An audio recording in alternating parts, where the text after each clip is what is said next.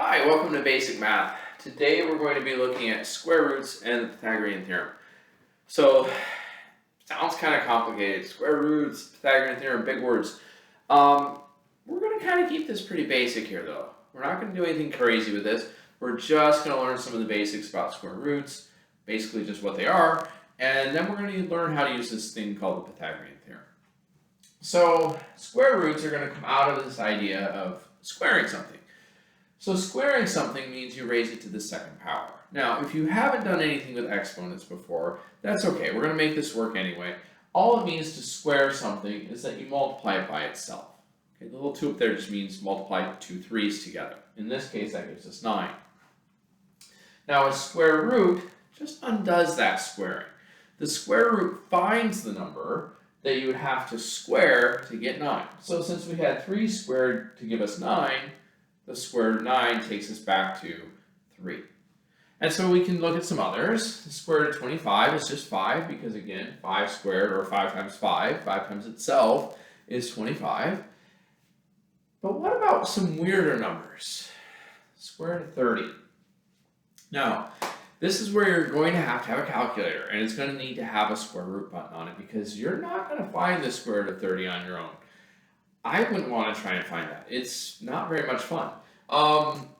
So what we do is we just type it into a calculator, and in this case it gives us 5.477, and the numbers just keep on going. So make sure you have a calculator handy. That'll help with this. But basically, all a square root is finding a number that if you multiply it by itself, gives you that number that was on the inside.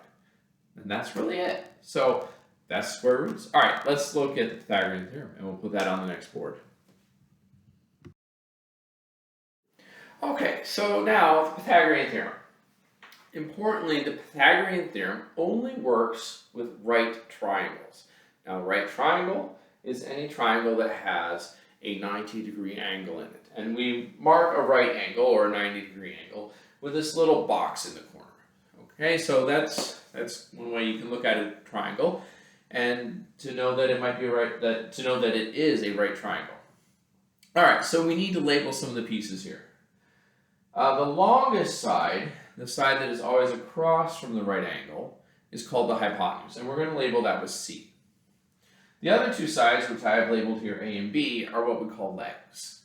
All right, so the Pythagorean theorem just says that a squared plus b squared is equal to c squared. If you square the lengths of the 2 legs and add them together, it's always equal to the square of the hypotenuse, every single time. So that's what we're going to work with. So here's a triangle. I gave it 2 legs, 6 and 8, and we have a hypotenuse that I've just labeled with C. And so all I do, I know that 6 and 8 are the A and the B, and by the way, A and B are interchangeable, so it doesn't matter which order you put these 2 in. C is the only one that has to be in its proper spot. So 6 squared plus 8 squared is equal to C squared. I remember what we just talked about with exponents. 6 squared is 6 times 6, so that's 36. 8 squared is 8 times 8, that's 64. Add those together and you get 100. So now, here's where those square roots are going to come in handy. We have 100 is equal to something squared. That's kind of sort of the definition of what it means we're going to take a square root, right? If we want to know what C is, we need to know what times itself is 100.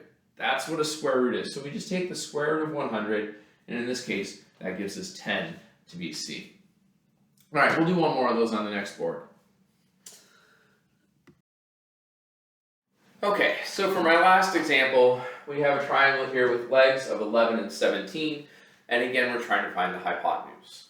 So I plug in the 11 and square it, and the 17 and square it, and here we have our C squared again.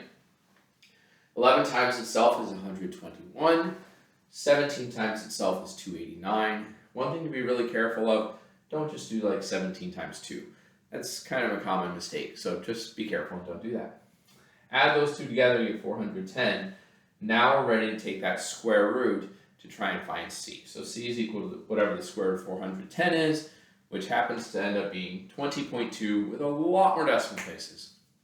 So be sure to pay attention to any directions that you might have that will tell you how many decimal places to round to, because following directions is good.